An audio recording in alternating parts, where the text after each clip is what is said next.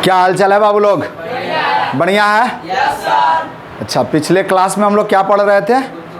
गुरुत्वाकर्षण chapter start किया गया था। कुछ इंट्रोडक्शन दिया जा रहा था, जैसे कुछ संकेत क्या क्या पूरे चैप्टर में यूज किए जाएंगे उसके बारे में चर्चा कर दी गई थी, और महत्वपूर्ण फार्मूला के बारे में बताया जा रहा था कि इस चैप्टर में हम इन फार्मूलों का प्रयोग करेंगे, यही ना? और उसमें सबसे पहला क्या बताया गया था कि दो बिंदुओं के बीच लगने वाले गुरुत्वाकर्षण बल, कौन सा बल? गुरुत्वाकर्षण बल का फार्मूला क्या होता है। तो फार्मूला में हमने पढ़ा था कि अगर कोई बिंदु यहाँ है, कोई बिंदु यहाँ है, इसका द्रव्यमान m1, इसका द्रव्यमान m2 है, और दोनों के बीच की दूरी क्या है? r है, तब इनके बीच लगने वाला बल क्या होता है? F = G m1m2 upon r²। यही ना पढ़े थे? और इससे प्यारा सा खूबसूरत सा क्वेश्चन भी कर चुके थे। क्वेश्चन बनाया गया था ना कि नहीं बनाया गया था? बनाया गया था, पक्का? चलो, एक क्वेश्चन आपको छोड़ा गया था कि आप क्या करेंगे? कमेंट कर लेंगे, बना लेंगे। भाई कमेंट में बताएंगे बना कि नहीं बना। स्क्रीन पे दिख भी रहा आपको पीछे। क्या है क्वेश्चन भाई? कि दो पिंड जिनमें प्रत्येक का द्रव्यमान 3 kg तथा 6 kg है, दोनों एक दूसरे से 3 मीटर की दूरी पर स्थित हैं, तो दोनों के बीच लगने वाला गुरुत्वाकर्षण बल ज्ञात करें। यानी दो पिंड हैं, एक पिंड कितने kg का है भाई? 3 kg का, और दूसरा कितने kg का है? 6 kg का। दोनों के बीच की दूरी कितनी है? 3 मीटर है। तो फिर इनके बीच लगने वाला बल, यानी आप अब सॉल्यूशन में देखोगे कि सबसे पहले कह रहा है सॉल्यूशन में देखना मेरे भाई कि पिंड, मान लो पहला पिंड है तो मान लेते हैं कि पिंड ए का द्रव्यमान, पिंड ए का द्रव्यमान, अच्छा द्रव्यमान कितना है भाई? 3 kg है। दूसरा क्या मान सकते हैं बाबू? पिंड बी का द्रव्यमान, अच्छा इसका द्रव्यमान कितना है भाई? 6 kg है। अच्छा दोनों के बीच की दूरी, यानी अब देखोगे अगला पॉइंट कि पिंड ए एवं पिंड बी के बीच की दूरी, पिंड बी के बीच की दूरी, दोनों पिंडों के बीच की दूरी कितनी है? 3 मीटर। अच्छा जी का मान कितना होता है बाबू? क्या पढ़ कर आए हैं? 6.67 × 10⁻11 न्यूटन मीटर स्क्वायर kg -2 पढ़ कर आए हैं ना? kg -2 पढ़ कर आए हैं कि नहीं पढ़ कर आए हैं? तो अब कह रहा है कि बल ज्ञात करना है। क्या ज्ञात करना है? बल। कौन सा बल बाबू? गुरुत्वाकर्षण बल, गुरुत्वाकर्षण बल। अच्छा इसको किससे डिनोट करते हैं? एफ से। फार्मूला क्या पढ़ कर आए थे? बता दो मेरे बाबू लोग फटाफट। G m1 × m2 upon r²। अच्छा मेरे भाई, तो जी का मान जो है रख देंगे ना। चलो जी का मान क्या है? 6.67 × 10⁻11 newton metre square kg -2। Clear है ना? अच्छा m1 का मान कितना है? 3 kg। m2 का मान कितना है? 6 kg। दोनों के बीच की दूरी कितनी है? r का मान कितना है भाई? यह m1 हुआ, ए वाला m2 हुआ, और ये r है। ए क्या है भाई? r है। तो 3 मीटर टोटल द। अच्छा चलो फटाफट बताओ मेरे साथ, अब क्या करोगे? अब बताओ तो 6.67 × 10⁻11 न्यूटन मीटर स्क्वायर kg -2 गुणे 3 में 3 6 से गुणा करोगे 18, kg में kg से गुणा करोगे kg² अपॉन 3 3 का 9, मीटर में मीटर से गुणा करोगे मीटर। अच्छा अब एक काम कर लेते हैं मेरे भाई, इसको इससे काट देते हैं, इसको किसी चीज़ से काटते हैं ना। चलोगे भाई, देखोगे काट रहे हैं तो ये कितना टाइम में जा रहा है? 2 टाइम में। kg से kg कट जाएगा ना, माइनस प्लस, मीटर से मीटर कट जाएगा। अब देखो भैया इधर बच क्या गया? फटाक से देखना क्या क्या बच गया। तो 6.67 10⁻11 बच गया, न्यूटन बच गया है, और गुणे फिर क्या बच गया? 2 टाइम्स में, तो 2 बच गया। नीचे कितना बच गया भाई? कुछ नहीं, नीचे कुछ भी बचा ही नहीं है। अब इसका मल्टीप्लाई 2 से कर लो, तो 2 7 जा बताओ भैया 14 1 और 2 6 12 13 1 2 6 13 यानी इतना हो जाएगा into 10 to the power -11 newton. अर्थात इसका मतलब क्या हुआ कि पिंड ए एवं पिंड पिंड बी के बीच लगने वाला बल का मान क्या है भाई 13 गुणे 13.34 into 10 to the power -11 newton है। और यही आपका क्या हो जाएगा? नहीं समझ में आया क्या? ये तो पहले का क्वेश्चन है ना, ये तो पहले दे दिया गया था आपको बनाना था। आप चेक कर लेंगे अपनी कॉपी में, आप अपनी कॉपी में चेक कर लेंगे। आगे बढ़ा जाए, कोई दिक्कत? चलिए वीडियो पॉज कीजिए, नोट कीजिए पटाख से, वीडियो पॉज करके नोट कीजिए बाबू लोग। हो गया? आगे बढ़ा जाए। चलिए अब अगले टॉपिक हम लोगों की क्या है? अगले टॉपिक है भाई, अगले टॉपिक, चलो अब अगले टॉपिक देखना मेरे भाई। अब कुछ पहला, अब देखो पहला फार्मूला हम लोगों ने पढ़ा, दूसरा फार्मूला देखोगे। ये फार्मूला चल रहा था, क्या चल रहा था? फार्मूला चल रहा था, पहला फार्मूला चला था, क्या चला था? पहला गुरुत्वाकर्षण का बल, गुरुत्वाकर्षण बल का फार्मूला चला था। और इस फार्मूले में हमने क्या किया था? Gm1m2/r² की बात करी थी। अब आगे देखो भाई, अगला फार्मूला हम लोगों का क्या चल रहा है, फटाफट देख लो। तो अब आगे यानी क्वेश्चन, अब फार्मूला नंबर 2 चलोगे भाई। फॉर्मूले हम लोग चला रहे थे, तो फॉर्मूला यानी सूत्र चला रहे थे। क्या चला रहे थे भाई? सूत्र। और पहला सूत्र हम लोगों ने पढ़ लिया। पहला सूत्र क्या पढ़ा? तो गुरुत्वाकर्षण बल, गुरुत्वाकर्षण बल। और गुरुत्वाकर्षण बल को किससे डिनोट किया? F से। इंग्लिश में क्या लिखा? Gravitational force. क्या लिखा भाई? Gravitational force, gravitational force, gravitational force लिखा। और इसका मान क्या निकाला हमने? Gm1m2/r², यही ना लिखा। चलो ये पढ़ चुके, इससे क्वेश्चन भी बना लिए हैं। बनाए कि नहीं बनाए? बना लिए। चलो भाई दूसरा फार्मूला कहता है भार। क्या कहता है भाई? भार। आप भार को किससे डिनोट करते हैं भाई? W से। और इंग्लिश में क्या कहते हैं? वेट कहते हैं। क्या कहते हैं भाई? वेट। और इस भार बराबर क्या होता है? mg। क्या होता है बाबू? mg। भार बराबर क्या होता है? mg। m को कहते हैं पदार्थ का द्रव्यमान। m को क्या कहते हैं? पदार्थ का द्रव्यमान। अच्छा ठीक है, चलो समझते हैं, पहले इसको देखते हैं। अब यहाँ mg आया, तो अब ज़रा सोचो कि m बराबर क्या है? तो m बराबर पदार्थ का द्रव्यमान, पदार्थ या वस्तु जो भी होगी, वस्तु का द्रव्यमान, वस्तु का द्रव्यमान यानी mass of the object, mass of the object. English में लिख लेंगे mass of the object, mass of the object लिख लेंगे। क्लियर है ना? चलो ये ऑब्जेक्ट का द्रव्यमान है, ऑब्जेक्ट का द्रव्यमान है। अच्छा जी क्या होता है भाई? तो गुरुत्वाकर्षणीय त्वरण, इसको गुरुत्वीय त्वरण कह लो। क्या कह लो भाई? गुरुत्वीय त्वरण, गुरुत्वीय त्वरण। त्वरण पीछे वाले चैप्टर में पढ़ कर आए थे ना, क्या पढ़े थे भाई? एक्सेलरेशन को ए से डिनोट किए थे, लेकिन यहाँ गुरुत्वीय त्वरण को किससे डिनोट करना है? जी से। अंतर समझ में आ रहा है ना? ए के जगह पे क्या रखना है? जी। और जी का कुछ मान होता है, यानी इसको लिखेंगे gravitational acceleration, gravitational acceleration, acceleration. Clear है ना? अच्छा अब इसका मान कितना होता है? तो जी बराबर होता है 9.8 मीटर पर सेकेंड स्क्वायर, पर सेकेंड स्क्वायर। या मेरे बाबू, और मैं इसको अपने थोड़ा सा आसान बनाने के लिए एग्जैक्ट वैल्यू तो नहीं बट अप्रॉक्सीमेट वैल्यू 10 मीटर पर सेकेंड स्क्वायर लिख लिया जाता है। क्लियर है ना? तो ये हो गया बस भार। क्या हो गया? भार। यानी द्रव्यमान और भार दोनों में अंतर होता है, द्रव्यमान और दोनों में अंतर होता है। फिजिक्स की भाषा में द्रव्यमान अलग चीज़ है, भार अलग चीज़ है। भार का मतलब है कि किसी वस्तु को पृथ्वी कितनी गुरुत्वाकर्षण बल से खींच रही है, अपनी ओर खींच रही है, तो वह उसका भार हुआ।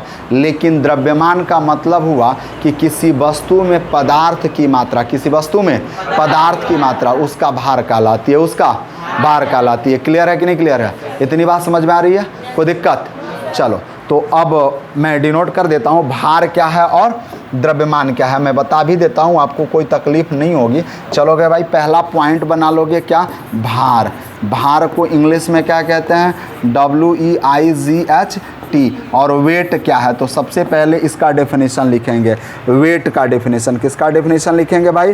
वेट का। यानी अब सबसे पहले वेट का डेफिनेशन लिखेंगे। तो पृथ्वी जिस बल से किसी वस्तु को, यानी कहता है कि पृथ्वी जिस बल से किसी वस्तु को,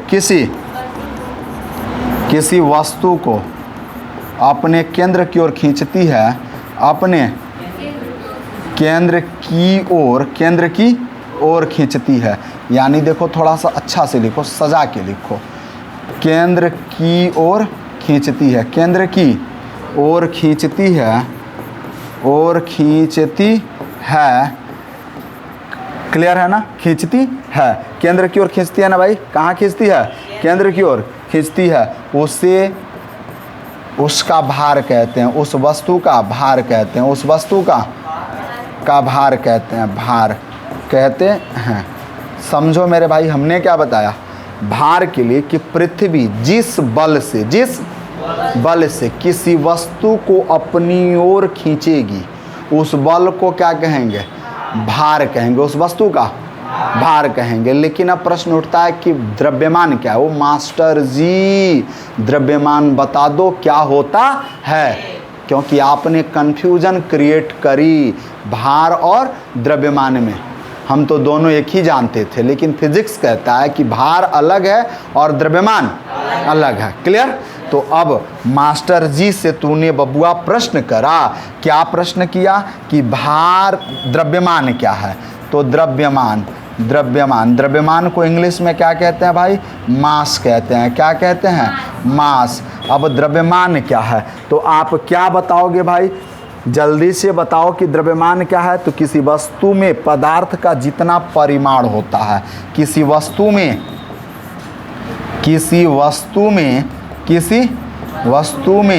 पदार्थ का जितना परिमाण होता है, जितना परिमाण का मतलब मैग्नीट्यूड, जितना परिमाण होता है, परिमाण, और परिमाण का मतलब मैग्नीट्यूड होता है, उसे क्या कहते हैं? उस वस्तु का भार कहते हैं, उस वस्तु द्रव्यमान कहते हैं, द्रव्यमान कहते हैं। यानी कहने का अर्थ है मैग्नीट्यूड होना चाहिए। यानी सपोज दैट मेरे हाथों में ये पेन है, तो पेन का मैग्नीट्यूड का मतलब कि इसको बनाने में किन किन पदार्थों का और कितने मात्रा में इनका उपयोग हुआ है, कितने मात्रा में इनका उपयोग हुआ है, इसको हम क्या कहेंगे? द्रव्यमान कहेंगे। क्या कहेंगे? द्रव्यमान। सपोज डैट मेरे हाथों में एक पुस्तक है, इधर हम एक पुस्तक ले लेते हैं। देखिए पुस्तक है, अब इस किताब को बनाने में कितने पन्ने लगे हैं, क्या क्या मटेरियल यूज हुआ है, तो इसका पूरा जो हम ब्यौरा निकालेंगे, यही ब्यौरा इसका क्या कहलाएगा? द्रव्यमान कहलाएगा। यह ब्यौरा क्या कहलाएगा? द्रव्यमान कहलाएगा। लेकिन हम इसको ऐसे पकड़ लिए हैं, तो पृथ्वी जिस बल से इसको नीचे की तरफ खींच रही है, यह इसका क्या कहलाएगा? भार कहलाएगा। अब तो समझ में आ रहा है? कोई दिक्कत? द्रव्यमान समझ गए? यानी इसमें लगा मटेरियल, इसमें लगा मटेरियल। क्लियर है ना? इसमें लगा मटेरियल। कोई दिक्कत? तो जो मटेरियल है वह द्रव्यमान कहलाएगा, और पृथ्वी किसी वस्तु को जिस बल से खींच रही है वह उसका भार कहलाएगा। भार और द्रव्यमान में अंतर समझ गए? नहीं समझे? समझ गए? तो पहले नोट करोगे ना भाई? पक्का? चलो वीडियो पॉज करो और नोट करो फटाक से। वीडियो पॉज करो और नोट करो जल्दी से मेरे भाई लोग, जल्दी से करो पॉज और नोट।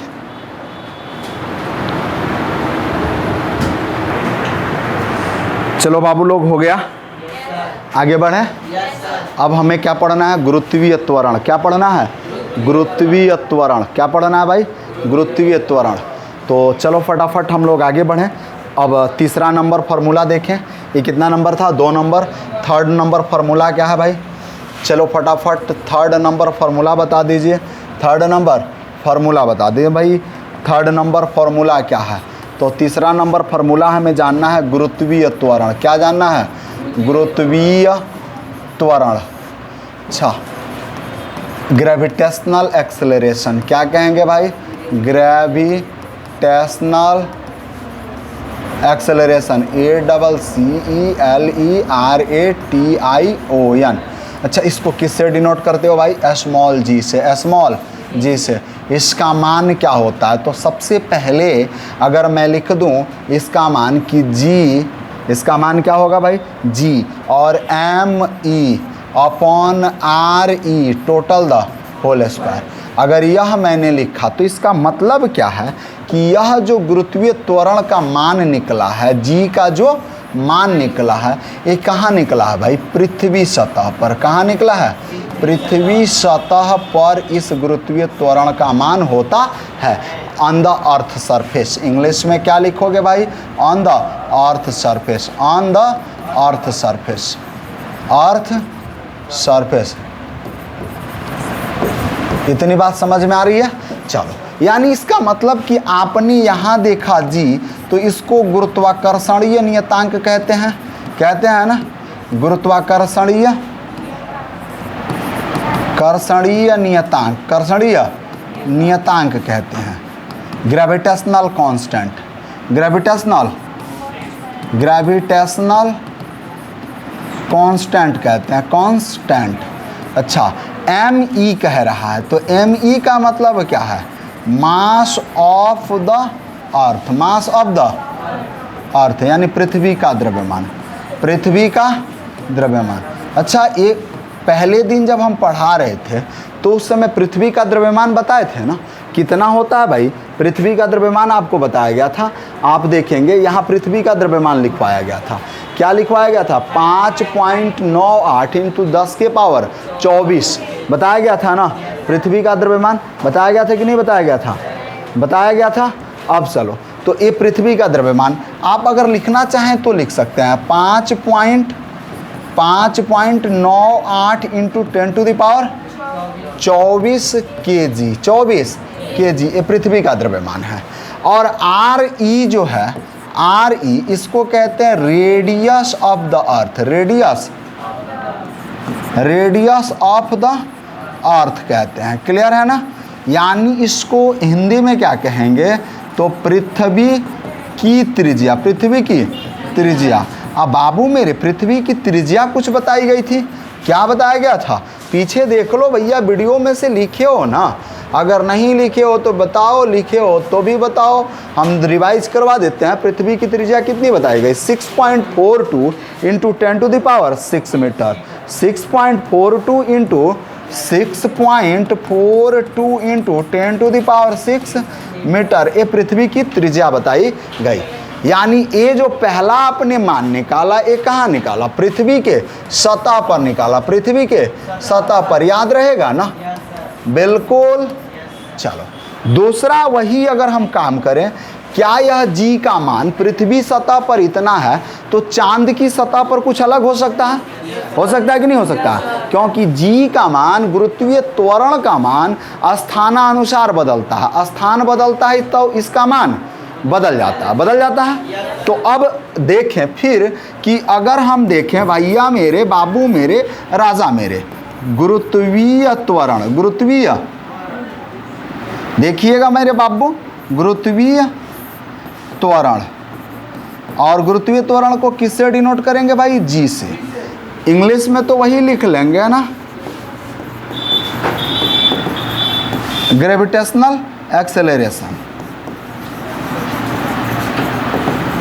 चलो, इस जी का मान कितना होता है भाई? जी का मान कितना होता है बता दो मेरे भाई। क्या लिखोगे? तो सबसे पहले तो जी लिखोगे, अब एम लिखोगे, एम अपॉन क्या लिखोगे? RM total the whole square. यानी इसका मतलब क्या मिल गया? इसका मतलब मिल गया कि ये जो मान आपने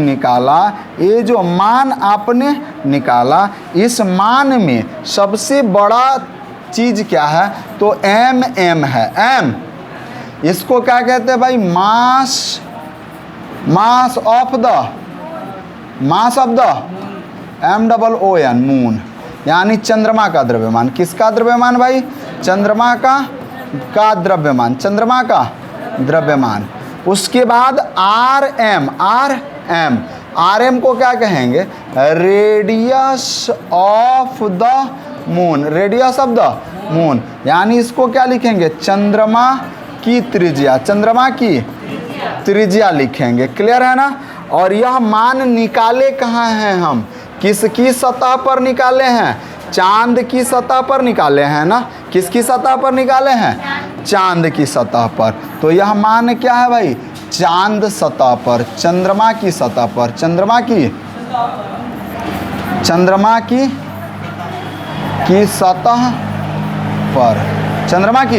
सतह पर, on the moon surface. Clear है ना? On the moon surface. अब देखो, यानी चंद्रमा की सतह पर जी का मान कुछ अलग मिल रहा है, पृथ्वी की सतह पर जी का मान मिल रहा है ना। तो तारों के सतह पे भी तो कुछ अलग मिलेगा ना। तो अब आप गाना सुने होंगे, चांद के पार चले, सुने हैं ना।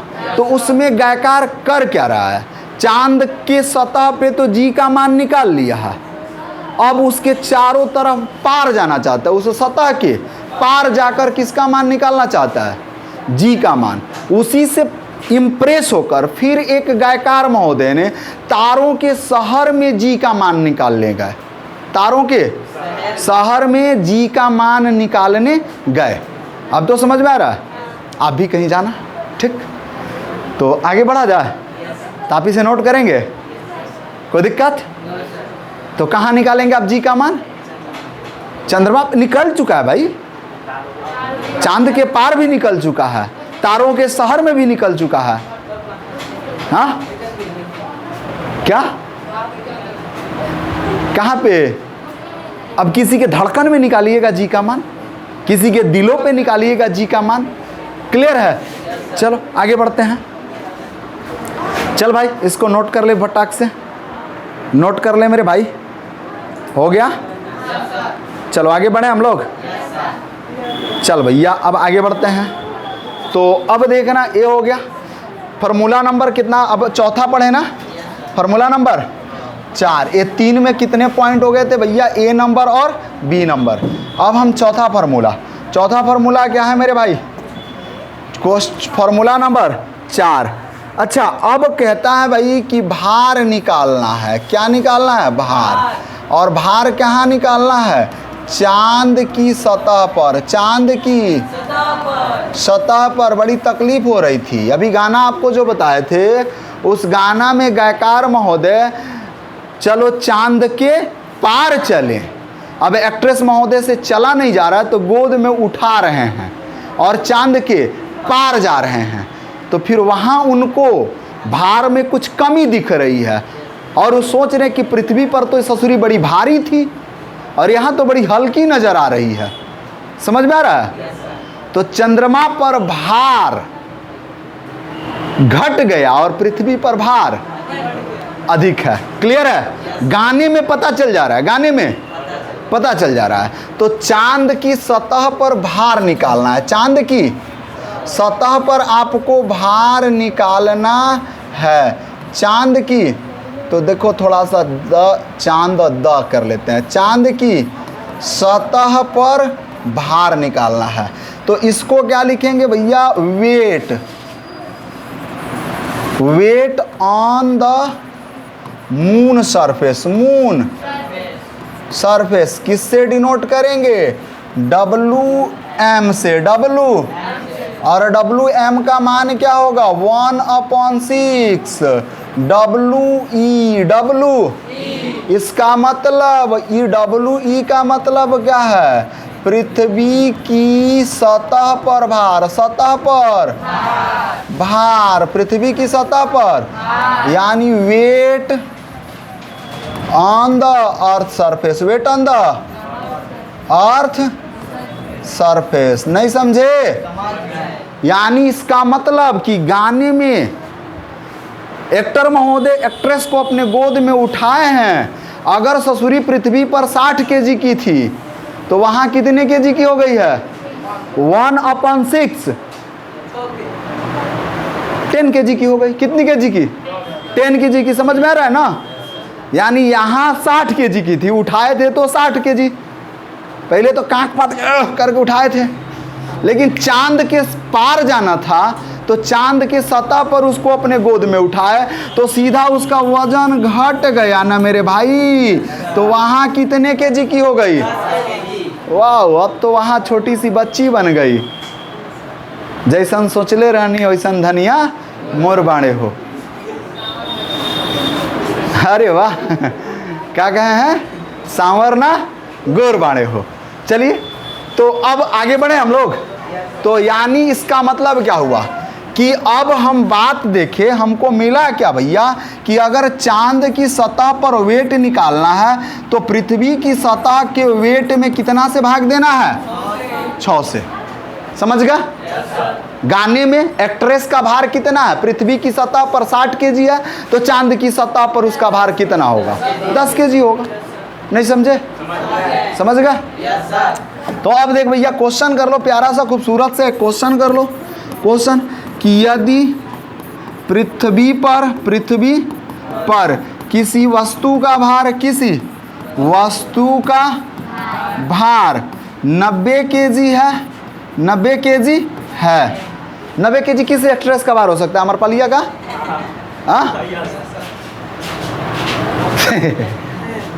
आगे बढ़े तो भार कितना है भाई? 90 kg है। तो चांद की सतह पर उस वस्तु का भार ज्ञात करें। चांद की सतह पर उसी वस्तु का भार क्या होगा? वस्तु का भार क्या होगा मेरे भाई? फटाफट सॉल्यूशन क्या कर ले भैया? सॉल्यूशन में फटाफट क्या करेगा? कह रहा पृथ्वी की सतह पर वस्तु का भार, यानी WE बराबर कितना दिया भैया? 90 kg। क्या पूछा जा रहा है? WM। तो आप क्या करोगे? WE/6, WM equal to WE का मान 90 kg/6 काट दीजिएगा भैया तो 15 kg। यानी वो वस्तु चांद की सतह पर 15 kg का हो जाएगा। कितने kg का? 15 kg का। समझ में आ रहा है कि नहीं आ रहा? आ रहा है। थोड़ा सा इस फॉर्मूला को हम आगे बढ़ा लेते हैं और में। तो अगर पृथ्वी सतह पर भार निकालना होगा तो चांद की सतह में कितना से गुणा कर लेंगे?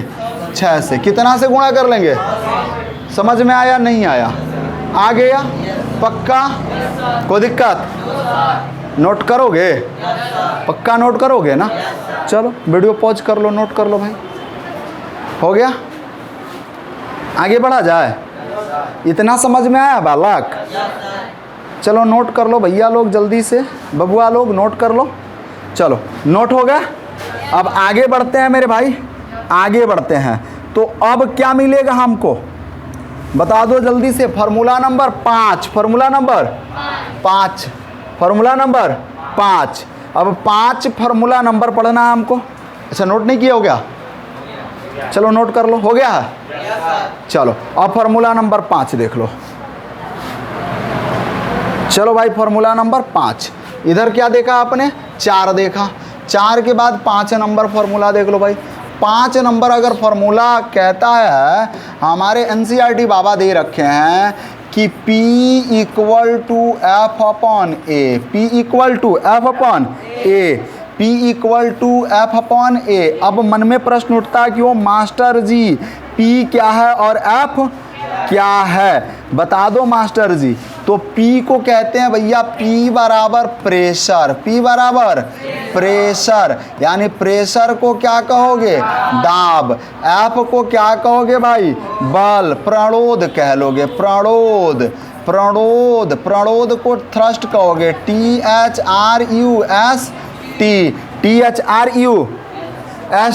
थ्रस्ट कहोगे। अब प्रश्न उठता है कि वो मास्टर जी प्रणोद क्या है? प्रश्न उठेगा ना? नहीं समझ में आ रहा मास्टर जी, आप प्रणोद लिख रहे हो तो थ्रस्ट लिख रहे हो तो अब देखो कि किसी सतह पर लंबवत लगने वाले बल को प्रणोद कहते हैं, यानी force perpendicularly applied on the surface is known as thrust. यानी किसी सतह पर 90 डिग्री के कोण पे बल लगे, जैसे कांटी लेके ठोकते हो ना, कील ठोकते हो तो कील हमेशा सीधा जाता है, यानी 90 डिग्री के एंगल पे जाता है। जैसे थोड़ा सा टेढ़ा होता है कील झुक जाता है, मुड़ जाता है, अब अंदर जा नहीं पाता है। तो यानी किसी सतह पर लंबवत लगने वाले बल को क्या कहते हैं? प्रणोद कहते हैं। तो लिख देते हैं। और ए क्या है भाई? ए को क्या कहोगे? एरिया। एरिया का मतलब क्षेत्रफल। क्या कहोगे? क्षेत्रफल। हाँ वही क्षेत्रफल आपका वाला ठीक है। चलो अब देखो भाई, तो अब मेरे मन में ख्याल आया कि मास्टर जी आप प्रणोद बच्चों को लिख दो। तो प्रणोद को क्या कहेंगे? थ्रस्ट। यानी कहता है कि किसी सतह पर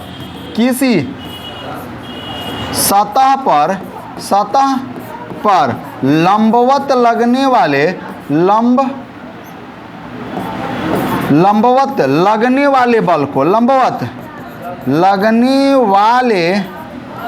बल को प्रणोद कहा जाता है। क्या कहा जाता है? प्रणोद कहा जाता है। यानी प्रणोद बराबर क्या मिला? सतह पर लंबवत लगने वाले बल को क्या कहते हैं? बल को करना है ना, तो बल को क्या कहते हैं भाई? प्रणोद कहते हैं बल को। यानी किसी सतह पर लंबवत लगने वाले बल को प्रणोद कहा जाता है। प्रणोद कहा जाता है। यानी force perpendicularly applied, force perpendicularly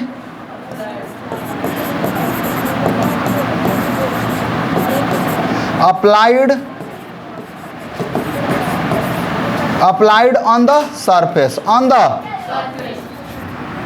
any surface लिख लो भैया, या at the any surface, at लगला लो भैया, at the any surface is known as thrust। अब तो समझ गए। यानी प्रणोद बराबर क्या है? तो लंबवत लगने वाला बल बट्टा क्षेत्रफल, लंबवत लगने वाला बल बट्टा क्षेत्रफल। तो अब प्रणोद का फॉर्मूला बन जाएगा ना, इधर क्या बनेगा भाई? प्रणोद का फॉर्मूला बनाओगे तो लंबवत लगने वाला बल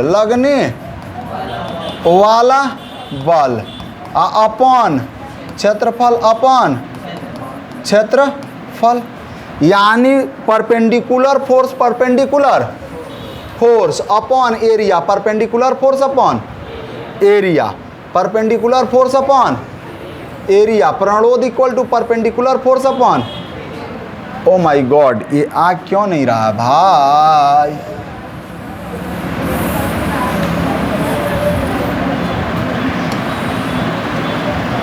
यही ना हो गया प्रणोद इक्वल टू, यानी प्रणोद थ्रस्ट इक्वल टू क्या हो गया भाई? बता दो परपेंडिकुलर फोर्स, परपेंडिकुलर